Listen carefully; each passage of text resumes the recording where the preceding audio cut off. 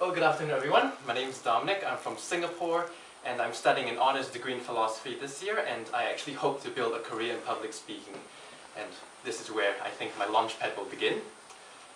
Today I'm delivering a 10 to 15 minute presentation on, my speech title is Delivering a Successful and Impactful Presentation, and I hope that all of you will enjoy it and find it entertaining and informative. Well, to begin with, let me tell you a quick story. I had a friend back in Singapore.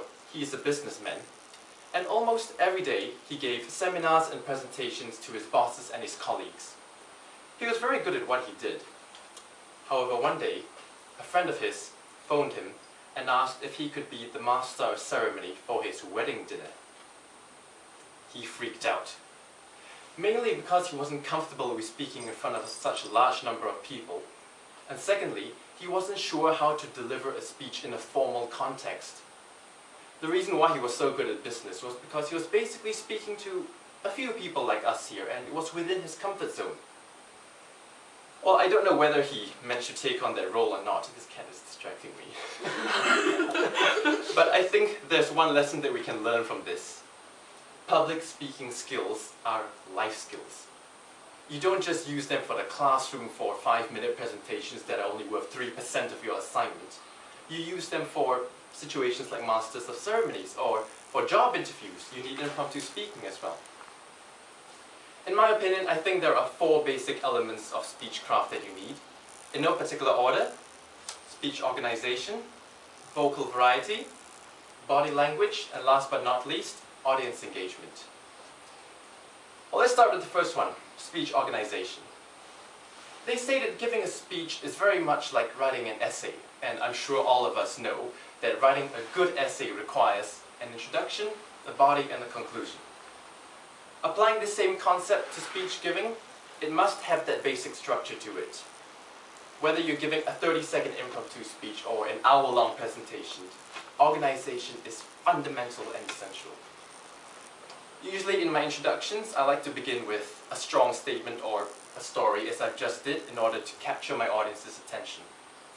I also like to tell my audience what I'll be speaking about in order to prepare them for the presentation. Of course, the body takes up the longest period of time. For me personally, I like to speak on 3 to 4 main points and delve deeply into them. I, for one, do not fancy speaking on numerous number of points and just skimming through each one of them. I find that this is very distracting, and by the time I reach the 5th point, my audience would have forgotten the first point. Finally, in the conclusion, I like to sum everything up, and once again, I like to end it with a strong statement to conclude everything on a high note. As you can see, speech organization is quintessential in any speech that you give. Without organization, you might as well not give the speech, to be honest. With having organization, there's a twofold effect. First, from the audience's perspective, it allows them to follow the structure of your speech in a clear and coherent manner. From the speaker's point of view, it allows you to deliver the content of your speech to the best of your abilities. Well, let's move on to the second point, which is, do you remember? Vocal variety. Vocal variety, that is varying your voice's volume, pitch, and tone in order to match the content of your speech. The reason why I highly encourage vocal variety is because it adds meaning and interest to your speech. Your voice reflects the content of your speech, and what's more, it should reflect it accurately. For example, if I was speaking about something dark, serious and solemn, I would lower my voice to speak in a slow tempo to bring out that dark atmosphere. But then again, if I was talking about something lively, exciting and exuberant, I would speak in a high, shrill voice and project my voice across the room in order to arouse my audience's attention. Therein lies the difference with your voice. Your voice has the power to make or break a speech. And you could say that your voice acts as an indirect medium through which it tells your audience how they should be feeling. And that's why I highly encourage vocal variety. Third one, that is your body language. In my opinion, I think body language is the trickiest of the lot, though not impossible. The reason being is because the body language involves, well, using your whole body, your entire anatomy. It involves hand gestures, your body stance, whether you choose to walk around the stage that's given to you or to stand stationary if necessary. And of course, last but not least, facial expressions. All these work together to constitute body language. Let's take a glance through each of them quickly. Hand gestures. I encourage hand gestures because they help bring out the content of your speech more. Now, I'll be honest with all of you. I hate it, especially when people stand like that or in this fig leaf position while speaking. It irks me off, and I just find that doing this creates this barrier between you and your audience. As speakers, you do not want anything obstructing you and your audience, which is why I tell people if you do not need a lectern or a podium, get it out of the way. I also tell people who do not like using their hands too much to just pretend that they are from Italy, pretend you're an Italian. The reason being is because a joke goes, if you want to stop an Italian person from speaking, just tie his hands around his back, and in that way he'll be mute forever. The reason being is because Italians love to speak with their hands. They literally speak with their hands all the time. Pretend you're an Italian and you will use hand gestures effectively. See? See? Bene, bene, tutto bene. Of course, at the same time, you want to establish some moderation with your hand gestures. You do not want to be using them all the time. It will be so distracting, wouldn't it? Establish some moderations. With your body stance, I always tell people, if you're given such a big speaking area, why not just utilize it fully? Move around. The reason, when you move around, it allows your audiences to pan your direction. It allows them to see where you're going, and it creates some variety in where you're speaking. The only times, generally speaking, when I choose to stand still is when I'm trying to convey a serious point.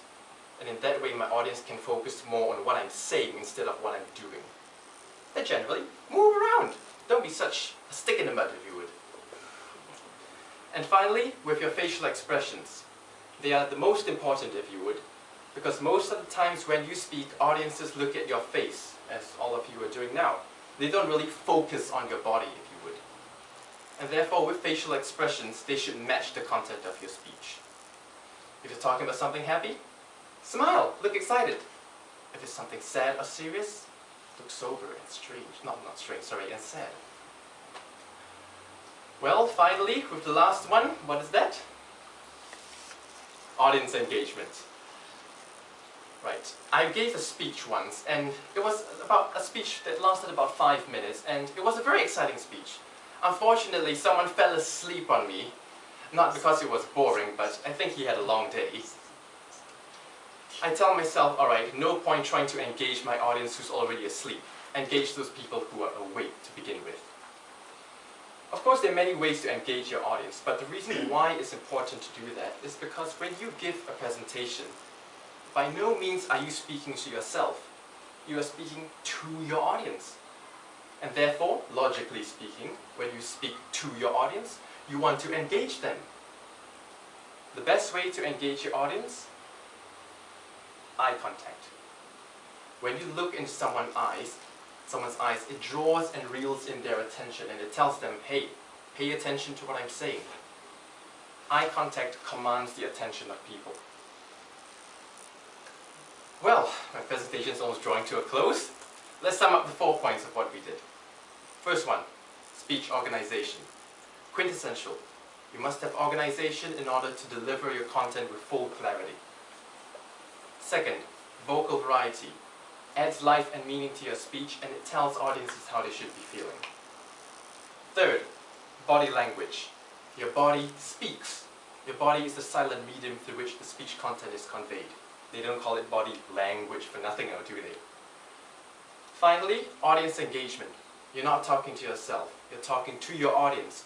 And therefore, when you speak to them, you want to create an interactive atmosphere where your audience feels as if they're a part of your speech. Well, ladies and gentlemen, that concludes my presentation. I sincerely hope that you have found it entertaining and informative, and I shall hand it back to Gerald right now. Thank you.